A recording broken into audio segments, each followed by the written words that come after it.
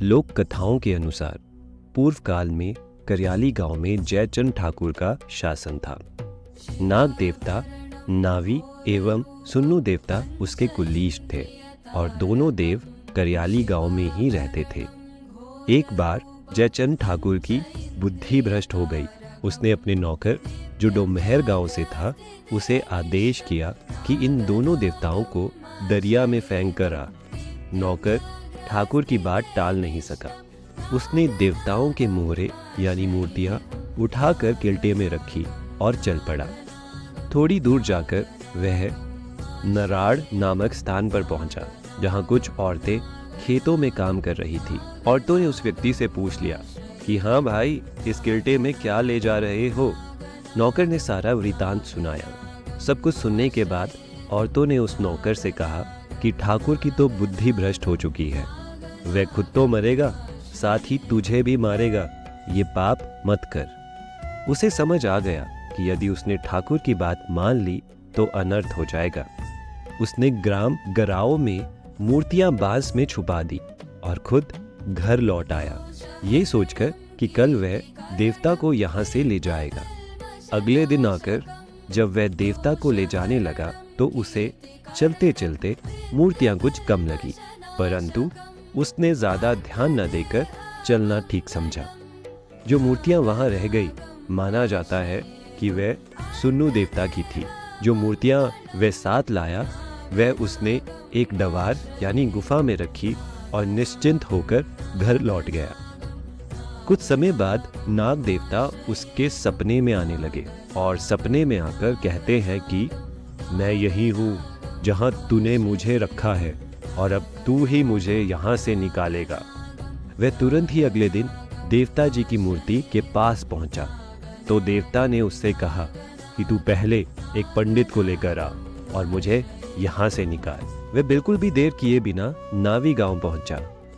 पंडित की पत्नी ने उसे आते हुए देख लिया और पंडित को खबर कर दी कि ठाकुर का नौकर आ रहा है।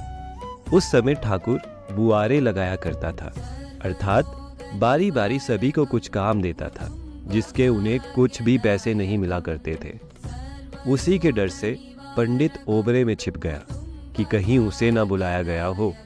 नौकर ने जब पंडित की पत्नी को पूरी बात बताई तो पंडित ने भी छिपकर सुन लिया और जब उसे पता चला कि देवता महाराज ने बुलाया है तब वह ओबरे से बाहर निकला और देर न करते हुए नौकर के साथ चल पड़ा। जैसे ही वह देवता के पास पहुंचा, देवता ने कहा कि तू मेरे काम करने के लिए छिपा, इसलिए तू अशुद्ध है। अभी 7 दिन बाद आना और साथ में गरी गोला और केढ़िया यानी भोग साथ लेकर आना। फिर जब वह पंडित देवता महाराज के पास 7 दिन बाद पहुंचता है तो देवता उसे कहते हैं, तू मेरी पूजा कर, मुझे भोग लगा, गरी गोला चढ़ा, फिर मैं अपने असली रूप में आऊंगा तो तू मुझे बिना डरे कस के पकड़ना। जैसा देवता महाराज ने कहा, पंडित ने बिल्कुल वैसा ही किया और वहां से एक मोटा काला नाग प्रकट हुआ और उसे कसकर पकड़ा तो वहां चांदी की चौखट में से एक सोने का मोहरा प्रकट हुआ।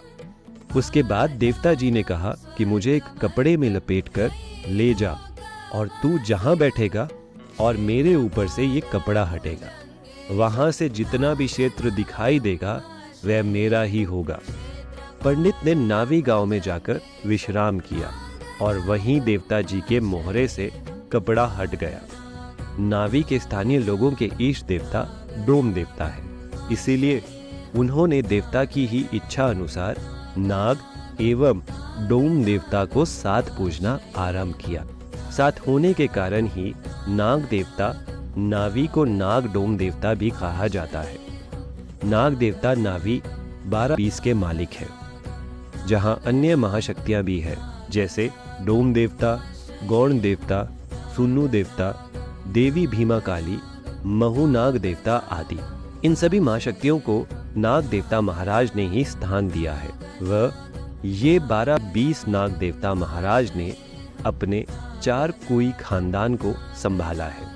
वर्तमान समय में श्री नाग देवता महाराज का मुख्य मंदिर नवी गांव में स्थित है, जहां देवता महाराज के साथ अन्य महाशक्तियां भी वास करती है, जैसे डोम देवता, थान नारायण, माँ काली, भोड़ वीरादि। नाग देवता महाराज पूर्ण सात्विक देव है।